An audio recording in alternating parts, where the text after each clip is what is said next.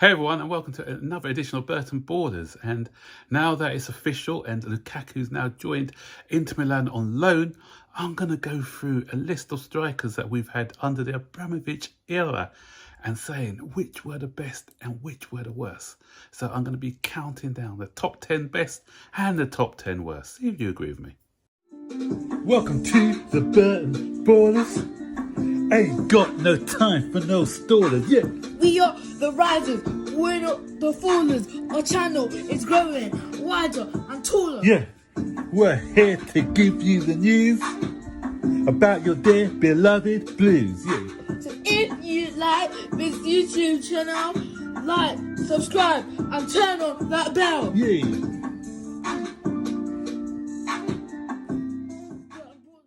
Okay, let's start with the 10 worst strikers under the Abramovich era. And in 10th place is Fernando Torres. Yes, he splits opinion. Some people think it wasn't a bad buy, but we spent 50 million on him. That was then a record transfer for Chelsea. We were pinning our hopes on him, but you know what? He was the wrong player for Chelsea. This is going to follow a trend. It didn't fit the way we played. But the reason that he doesn't get into the reason he's just 10th on the list and not higher up the list is because, he scored the equaliser against Barcelona, and he was instrumental in us getting that equaliser. He won the corner. A lot of people, for the Champions League, but was that enough? Champions League winner, so he can't really be lower than 10th. So in 9th place, we've got Higuain. He was awful, but mind you, his record wasn't bad when you think 6 goals in 12 starts isn't that bad. But he wasn't the Higuain of old. He was an old, unfit, fat Higuain that we got, and wasn't good enough. In 8th place, we've got Michy Batshuayi, £32 million, I think we paid for him. But this guy, again, he scored some vital goals for us. He scored notably that winner, the one that won us the league against West Bromwich Albion. And who's not forgetting that great display over at, against Atletico Madrid, where he scored the winner in that game. But all in all, disappointment, I think, as a player. Lacked intelligence, didn't know the offside rule, so he gets in at number 8. So at number 7 we have Kezman. He came with a massive reputation. I think he scored 91 goals in 108 games in Holland, but that's why sort of sometimes you go to a league, the Dutch league, the Eredivisie, it's not as strong as the Premier League. He came here, struggled, but again, he did score a goal. The winner was it in our game against Liverpool. It turned out to be the winner in the end in our 3-2 League Cup win against Liverpool. But all in all, he struggled. At number 6, we've got Falcao. Falcao, we bought again. He got him on loan. That's why he's high up the list. If he's paid money, he'd have probably been lower down. But another one what might have been, we bought him that season where he destroyed us in the cup, the Super Cup, with that magnificent hat-trick. That's the Falcao that a lot of people thought we would be getting, but we got a Falcao that more resembled the Tottenham Falcao that we had years ago. I don't know, for older fans remember that. Younger fans, Google who Mark Falcao was. So now at number 5 we have Patu. Again, he's only up so high because we got him on a free, so you can't say waste of money. We bought him as a favour for Kia Jaroko, or whatever his name is, the agent. He just parked him there for a while, and deluded. I heard something the other day that Patu thought he's actually going to be here for the long run, but he was 6 months was enough for us, and he just scored. We had pity on him and let him take a penalty, otherwise he would have finished his Chelsea career with no goals whatsoever. 4th is Shevchenko, and because again, somebody with a massive reputation, we bought in another vanity by Roman Abramovich. Bought him injured, pattern there. Another guy we bought injured, didn't quite get used to the style of play in the Premier League. The reason he's lower down than likes of Torres and stuff, because I don't think he won anything whilst he was here. Correct me if I'm wrong, but I don't think he did win a trophy while he was here. Bit of a disaster. 32 million or something we spent on him as well. Lots of money. Third is Mutu. What a disappointment. You know, when we first, when we was first splashing the cash, you know, he was one of the first people we bought, but he mistakes the white lines on the, you know, on the for the goal, the penalty spot, and you know the lines what we have. He thought it was coke, so he started snorting that instead of playing actual football. Did he still owe us money? I'm sure he still owes us money, because we sacked him in the end for, you know, for his drug use, and yeah, I think he scored more times with drugs than he did on the pitch for Chelsea. So yeah, number 3. And number 2, Morata.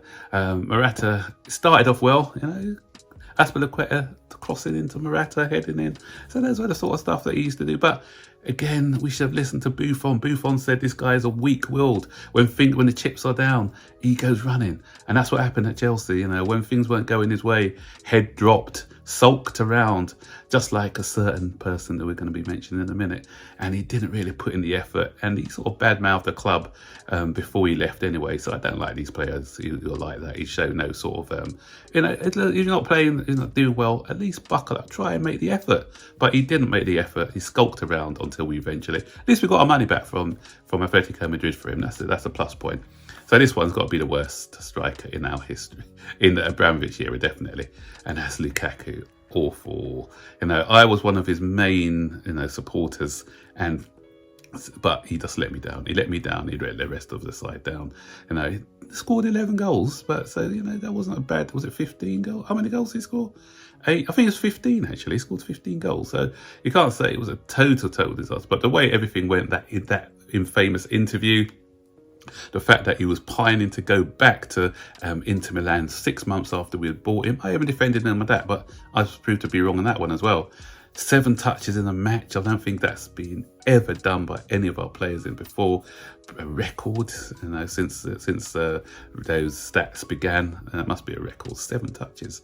Even the goalkeeper, who's having not a lot to do, so I expect him to have at least 7 touches of the ball, but that was pathetic by him.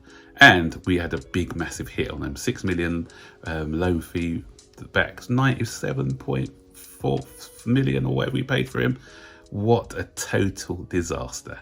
So, do you agree with my bottom 10 list?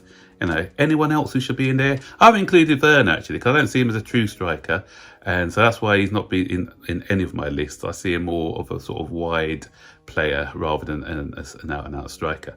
So here is my top 10 now, and it comes to something when I have to put Etu at number 10. That shows the dearth of strikers we've had in the Abramovich era. Etu only played 1 season for us, and he only scored about 11 goals, but just for that hat-trick against Manchester United. Was it left foot, right foot header? Brilliant hat-trick. Curlers. No, all 3 goals were top-notch. And for that, he's got to get on the list. Number 9 is Sturridge. I thought Sturridge was unfairly untreated by a lot of our fan base. You know, he was more of a bit part player, but I thought he did okay when, you know, I think had we persevered with him, we'd have seen the best of him. You know, when he transferred to Liverpool, they saw what the Sturridge was, you know, what he could produce. So I just feel that, you know, had he, you know, had a bit longer at us, because he was young, raw, but had a lot of potential. And he's a Champions League winner as well, so he gets in at number 9. Number 8, Loic Remy. Loic Remy, okay, he didn't play a lot of games, but whenever he came in, he did a job, and he was in our title winning side under under Mourinho. Was it 15-16 season? And you know what, he when you know he came in, scored some very important goals when needed. So yeah, that's why he gets in number 8.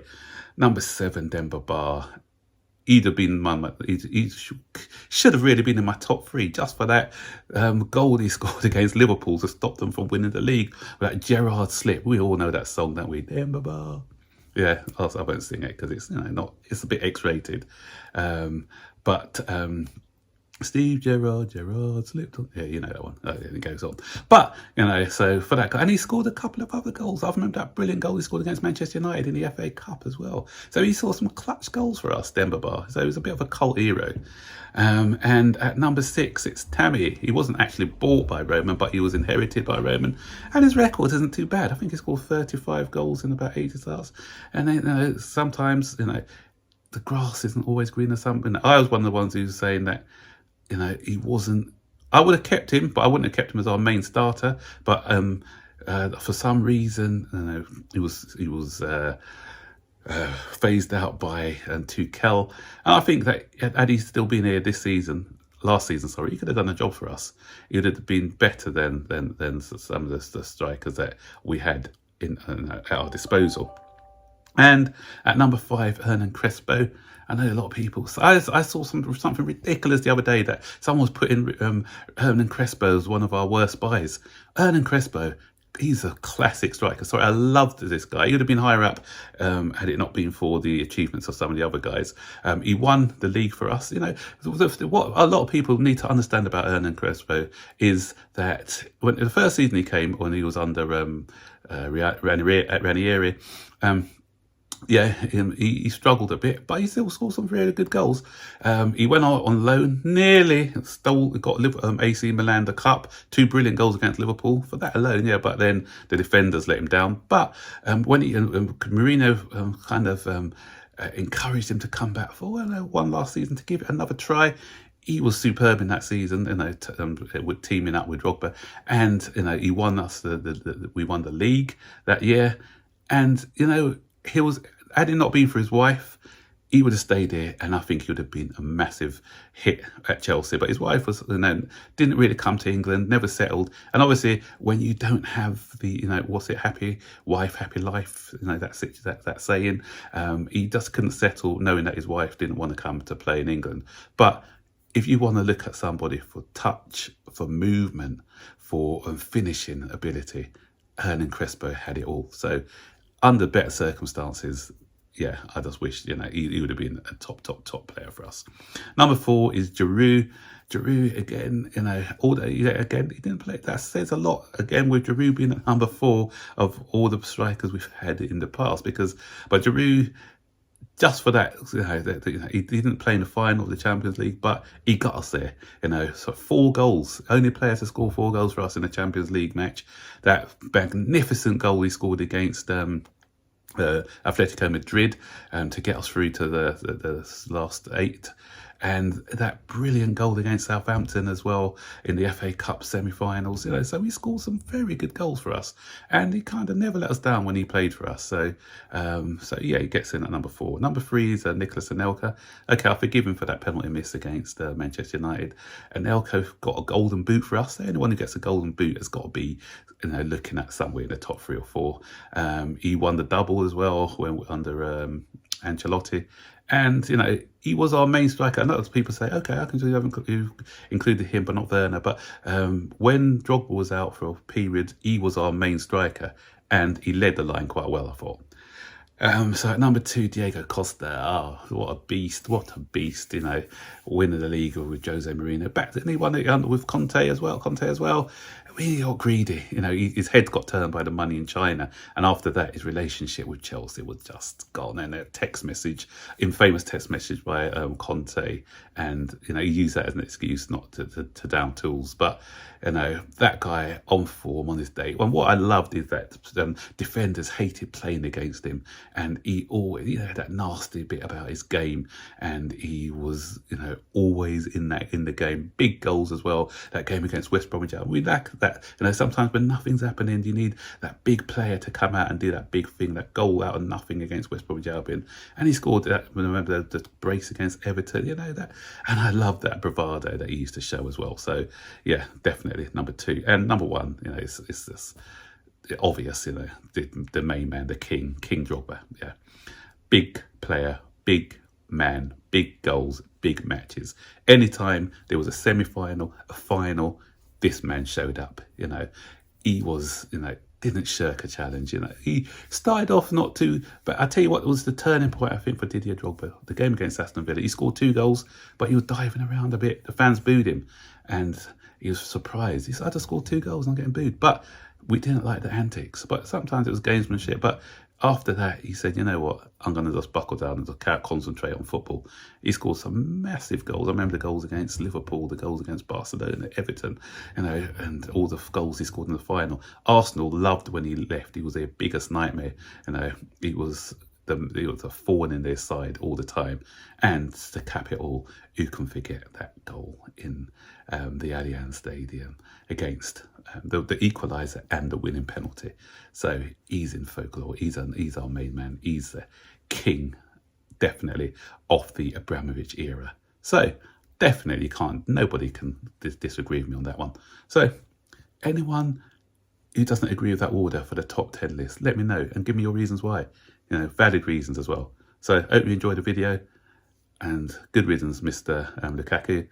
And please don't forget to like, subscribe, turn on post notifications to be notified every time I make a new video. Take care. Bye-bye.